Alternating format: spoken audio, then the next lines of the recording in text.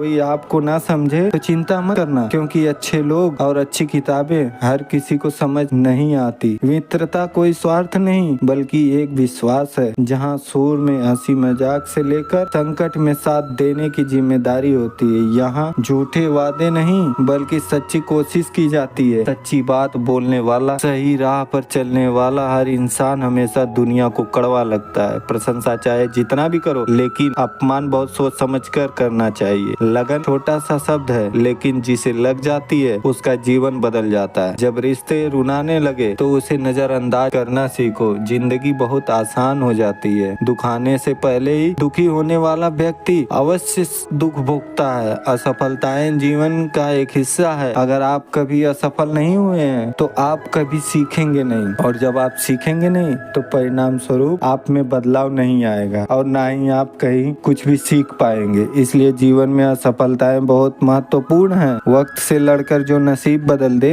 इंसान वही जो तकदीर बदल दे। कल का क्या होगा कभी मत सोचो, क्या पता कल खुद अपनी तस्वीर बदल दे। खुशी आजादी पर निर्भर होती है और आजादी स्वार्थ पर निर्भर होती है कि आप कितनी सांसें। विश्वास के बगैर इस दुनिया में कोई भी रिश्ता ज्यादा दिन तक नहीं रह सकता। यदि किसी भूल के कारण कल का दिन दुख में हो तो उसे याद करके आज का दिन व्यर्थ ना करो। जो लक्ष्य में खो गया समझो वही सफल हो गया। श्री कृष्ण कहते हैं इंसान के बर्बाद होने के 5 कारण है: नींद, गुस्सा, डर, थकान और काम टालने की आदत। सफलता उस खुशी की चाबी नहीं है, खुशी सफलता की चाबी है। आप जो कर रहे हैं उससे अगर आप प्यार करते हो तो आप जरूर सफल होगे। दूसरों का भला करने वाला मनुष्य हमेशा कष्ट का सामना करना पड़ता है, क्योंकि हमेशा फल देने वाला वृक्ष पत्थरों की मार सहनी पड़ती है। शक्ति से कमाया हुआ धन हर प्रकार से सुख देता है, छल कपट से कमाया हुआ धन हमेशा दुख देता है। चुप रहने से बड़ा कोई जवाब नहीं और माफ कर देने से कोई बड़ी सजा नहीं होती। जब मेहनत करने से सपने पूरे नहीं होते तो रास्ता बदलिए,